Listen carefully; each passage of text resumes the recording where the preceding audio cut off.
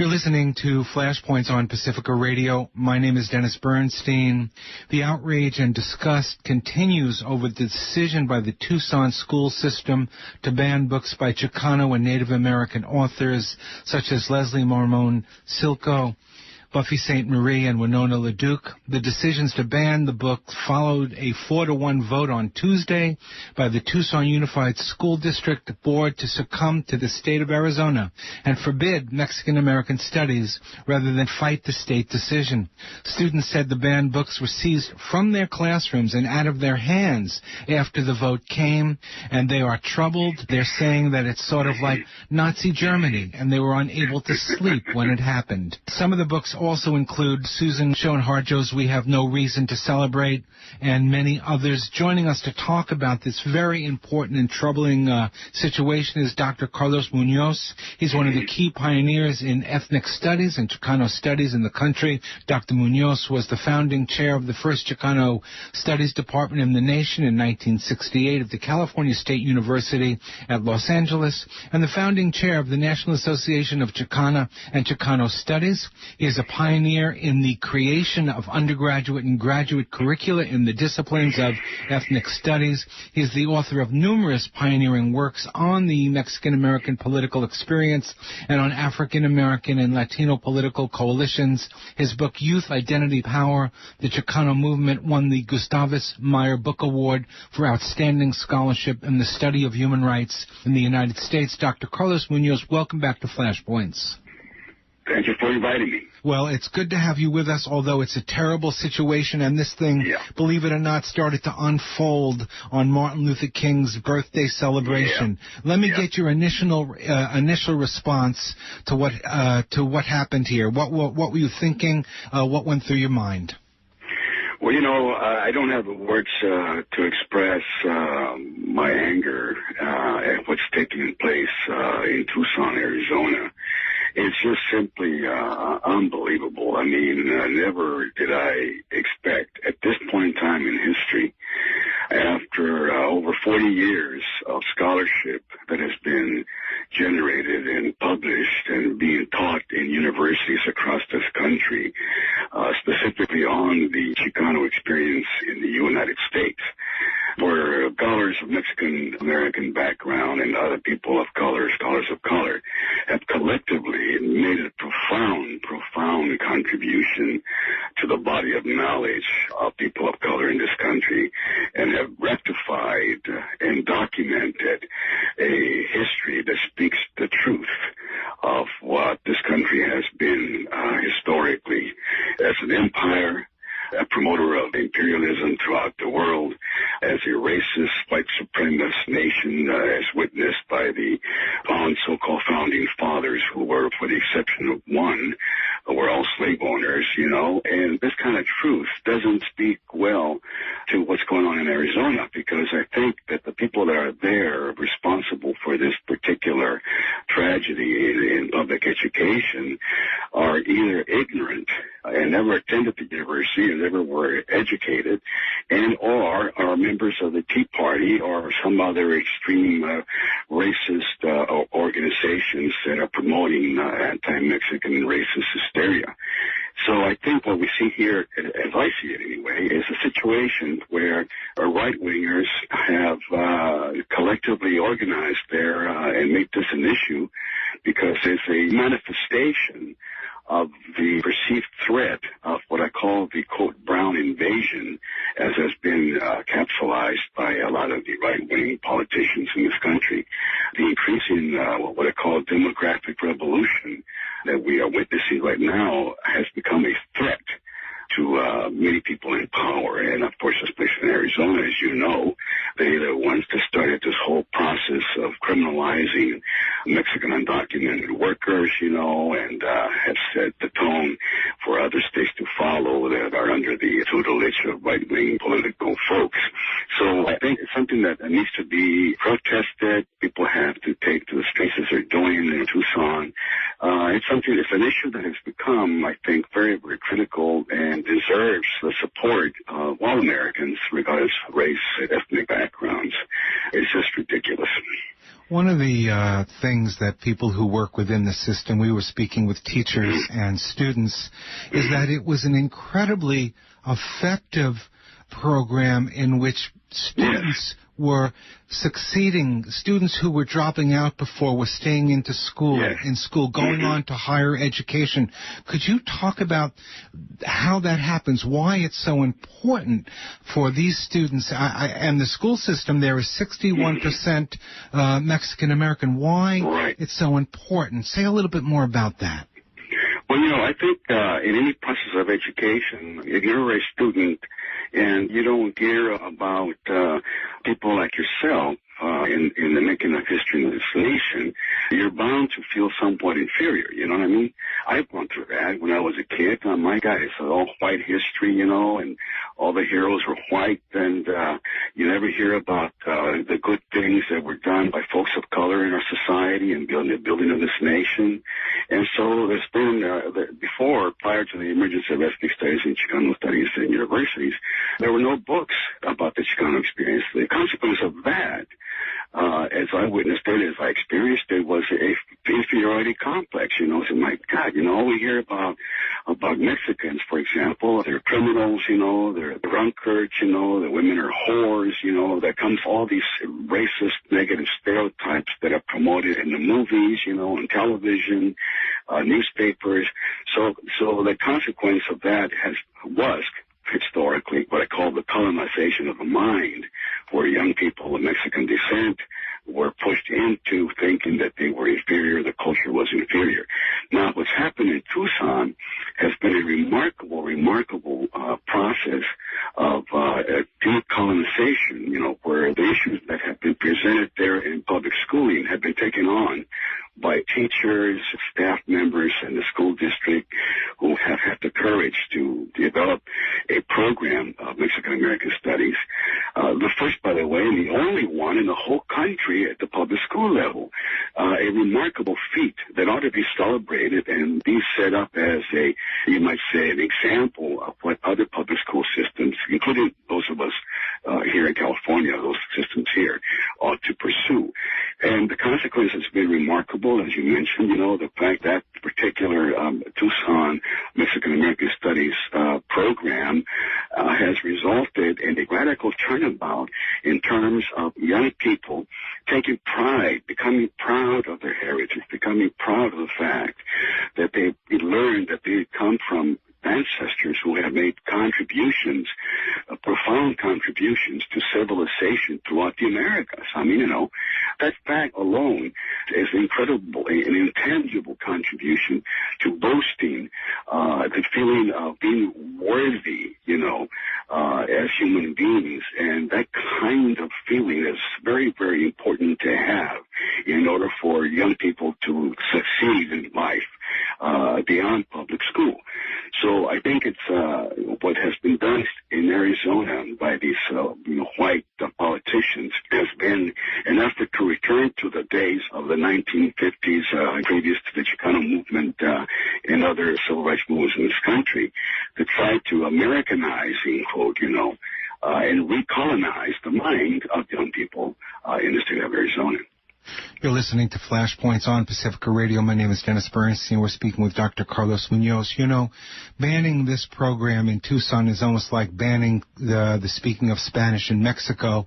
And anybody who's spent time in Tucson and Nogales, Arizona, understands how prevalent. It's Mexico, but it's called the United States. Now, they did this in front of the students. The decision was made for the teachers to be boxing the books up in front of the students, shipping them out for storage. Kids were crying. I remember when I was down there in Tucson and we were broadcasting from there, one young student told me that she was really thinking about suicide and had actually tried to take her own life once until she got into a program like this and began to feel alive. Could you comment on that?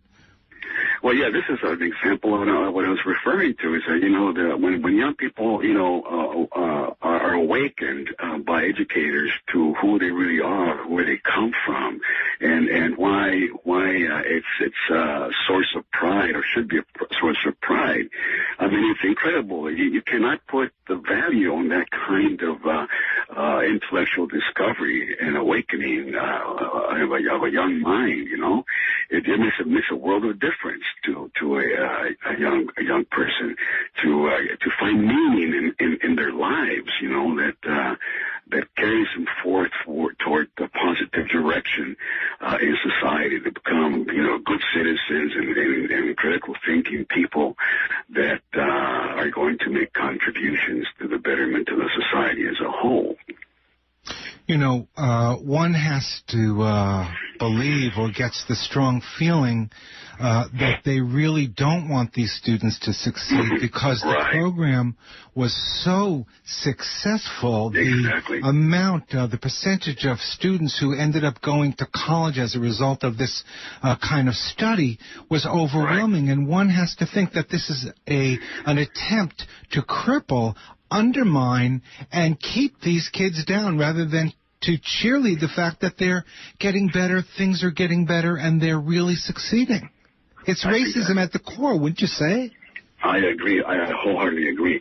And I think to add to that, what I see here is that with regard to the demographics, that Arizona is becoming even more quote Mexican than ever. They envision that out of all these young people developing a critical thinking capacity and proud identity, that they are going to become the future politicians of Arizona. That's a scary thing, It's a scary thing for these guys, Since, my God, man, we're not only going to just have undocumented workers who are poor and our cheap labor source. We're going to have people now getting into powerful positions in the future that are going to take away from what belongs to us, end quote, And so I think that's the bottom line here, that they want to put a stop to this process of producing young leaders that are going to speak truth to power and are going to make a difference in the future in terms of turning the tide against racism, and other things that are negative out there in Arizona for Mexican people as a whole. Some of the people who have been banned are labeling this sort of an inquisition. I thought maybe that was an overstatement, but maybe now I'm thinking it's an understatement. I'm thinking about books that were banned. Can you imagine the Pedagogy of the Oppressed by Paulo, Freire, Occupied American, America, A History of Chicanos by Rodolfo Acuña, a good friend of yours. We actually had the both of you on the show not too long ago. Talk about what these white people might be afraid of that's inside these beautiful books. Well, they're afraid of the truth. The truth hurts. And I think that, as I said earlier, the fact that scholarship like Acuña's incredible, path-breaking book. I mean, he was the first one to put out a history, a true history of America, in the sense that he documents beyond a shadow of a doubt the nature of our society and how, in fact, Mexican Americans in particular have struggled for social justice, throughout the history here in this country, and it's just remarkable that all this knowledge that Occupied America represents, they don't want to acknowledge it. They say they have problems with it because Rudy Acuña speaks the truth, as do all scholars, and Shakespeare speaks the truth. Talking about this is really absurd. When in the sense of the issue is that even people like Shakespeare, an English, a white guy, who had the audacity for his time become to speak truth to power of the U.S. of the British Empire, and put out the issue of colonization and oppression in that regard. Even there, they can't tolerate that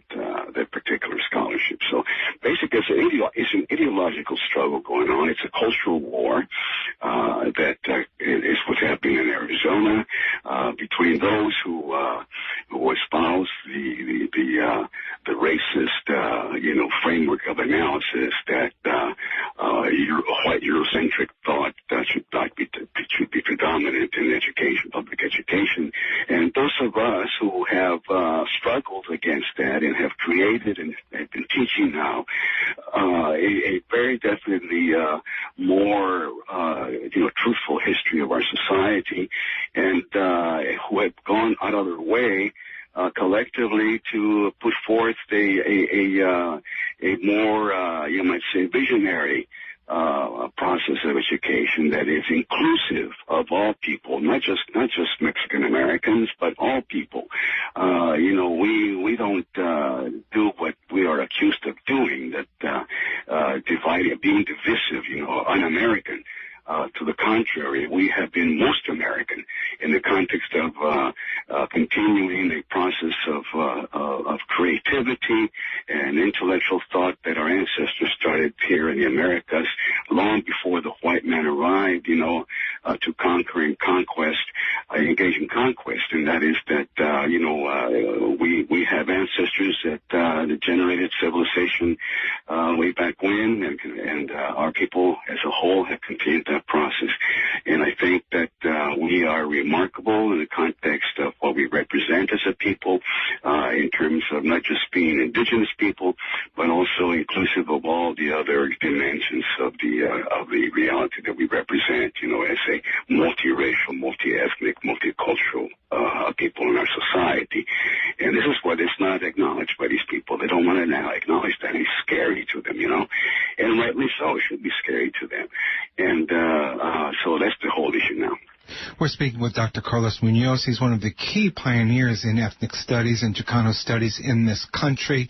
I'm wondering, Dr. Muñoz, I don't see your book on the list yet, Youth Identity Power, the Chicano Movement.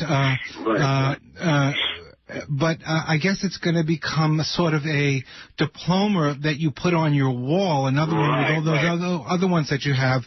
I was banned in Tucson, and I'm proud of it. Well, this is the thing that I tell people, that all these people, all these banned books represent, I think, quite an honorable group of people. I mean, it's incredible. I feel kind of about, what you would call it, I feel bad. I wasn't in law. I want that honor of being identified by this right wing, so I hope I do get that honor down the road, But in the meantime, I'm very proud of Acuña and Rodriguez and all these folks down there in Arizona who have gone to bat in support and defense of Mexican American studies in Tucson. And it is troubling that this comes in the context of really what is the new civil rights movement, which is the rights of migrant workers, immigrant workers, the workers who do the hardest work in this country that we all depend on. It's a way to sort of build the borders higher. Even those who are citizens in this country, it's building walls around their lives and condemning their kids to a life less than they deserve. Yeah, no, I agree. I think that's what's happening is that there's that effort to definitely put down, Mexican Americans in Arizona there, to criminalize them, to put them as social outcasts, and not worthy of being American, in quote, unless, of course, they take the path of assimilation into the dominant culture, which, by the way, won't be so dominant pretty soon down the road. I made reference to earlier, the demographic revolution is a reality. Whether some white people like it or not, we're going to be the majority in this country. Well, here in California, whites are already the minority, right? Exactly, right. Hawaii and here, and so we're, it's happening.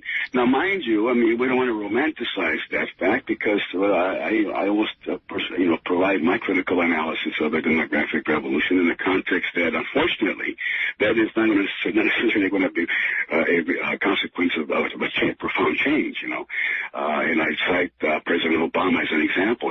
Big deal. We got a black president, but where are we? We're worse off than we were during the Bush presidency. So the point here is not so much to romanticize that people of color are going to take power, in quote, It's a question of looking at the reality that indeed there is that potential to, out of this diversity of American culture, there will come about a more humanistic, society that is going to place its emphasis on social justice and peace, and not war and violence in our society and in the world, throughout the world. Now, finally, I want to get back to the revenge aspect of this action taken in Tucson, and what it looks like and what may need to happen in terms of fight back. We understand that white politicians took this action, starting with the fact that Dolores Huerta was in Tucson and talked about how white people hate brown people, and white politicians there hate brown people. And those politicians never forgot it. They're in positions of power now, and they're punishing the people. Now, that's horrible. Respond to that, and what the fight back that you'd like to see, what it should look like. Well, I think there should be a revolution. I mean, this is the time for the revolution to really emerge in the context of Dr. King's call for a revolution of values.